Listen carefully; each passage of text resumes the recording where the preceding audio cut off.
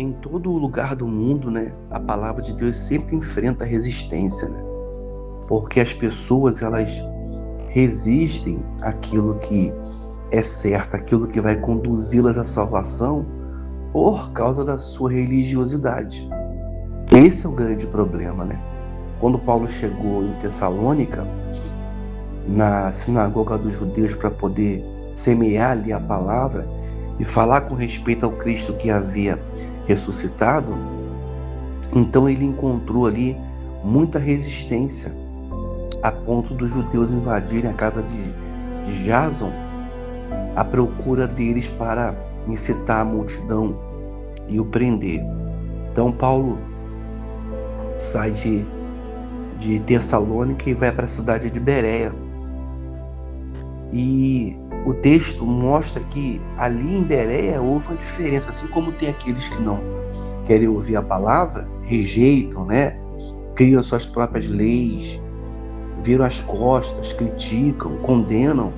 Também há aqueles que querem ouvir a palavra porque estão sedentos não só de conhecimento, mas de conhecer a Deus, porque o que muda a vida do ser humano é o conhecimento de Deus, é o conhecimento do nosso Salvador. E para conhecer o nosso Salvador, nosso Senhor Jesus, nós também temos que conhecer a palavra. É a palavra que nos dá o entendimento, é a palavra que conduz o arrependimento, é a palavra que limpa, é a palavra que lava, é a palavra que põe o temor no nosso coração, é a palavra que aponta o nosso Salvador, porque qualquer referência que nós temos com respeito a Deus, a gente não encontra em outro lugar a não ser na palavra de Deus, né? A palavra de Deus, que é a Bíblia, ela mostra, né, o amor, a misericórdia, a bondade, a salvação. Então, quando Paulo começou a pregar a palavra ali, no versículo 10 diz assim: e logo os irmãos enviaram à noite Paulo e Silas a Bereia, e eles, chegando lá, foram à sinagoga dos judeus. Ora, estes foram mais nobres do que os que estavam em Tessalônica, porque de bom grado receberam a palavra. Olha que coisa forte. O texto diz que eles foram mais nobres, foram humildes, né? Apesar de serem judeus e ter ali as suas tradições, como hoje a gente vê, né? Às vezes você vai falar de Jesus para uma pessoa e a primeira resposta que a gente ouve é: eu tenho uma religião, eu já tenho religião, eu já sou da igreja A, B. Só que não se trata de ter religião. Jesus não criou religião, né? Deus não criou religião. Jesus criou os caminhos da vida, porque às vezes a pessoa está presa a uma religião, morrendo espiritualmente, seca por dentro, com a vida toda destruída, mas se alguém vai falar alguma coisa com ela, ela logo, por conta do orgulho ali, estufa o peito e fala: não, eu tenho religião.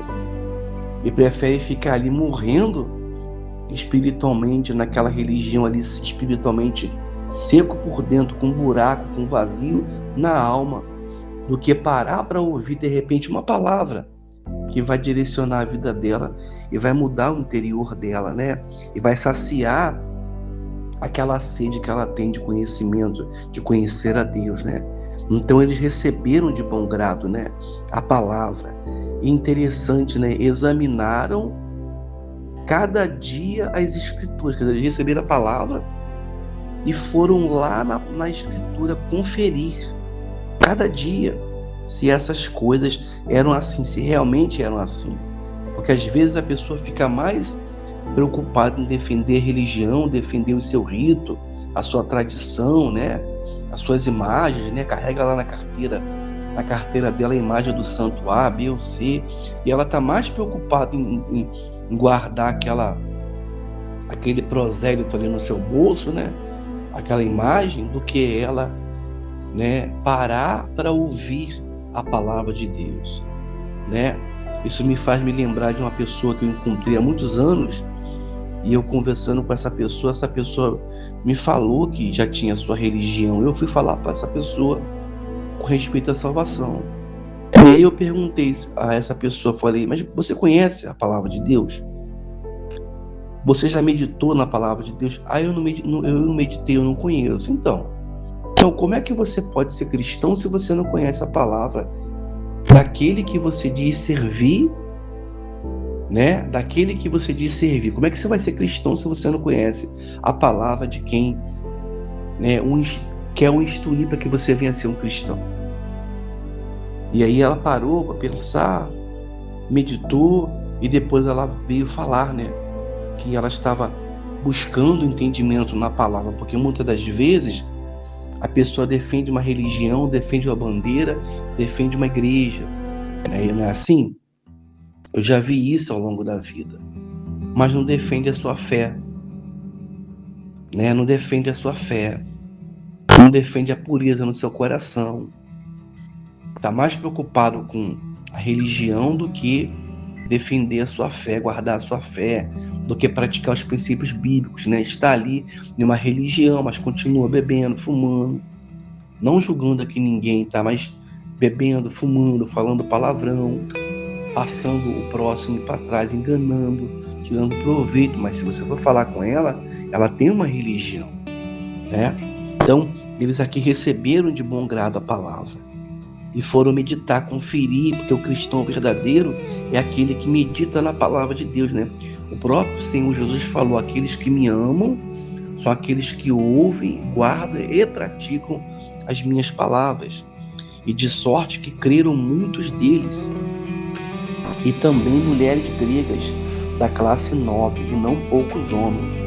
Mas logo que os judeus de Tessalônica souberam que a palavra de Deus também era anunciada por Paulo em Bereia, foram lá excitarem a multidão. Então, quando eles descobriram que Paulo estava ali em Bereia pregando a palavra, eles rejeitaram a palavra lá em Tessalônica.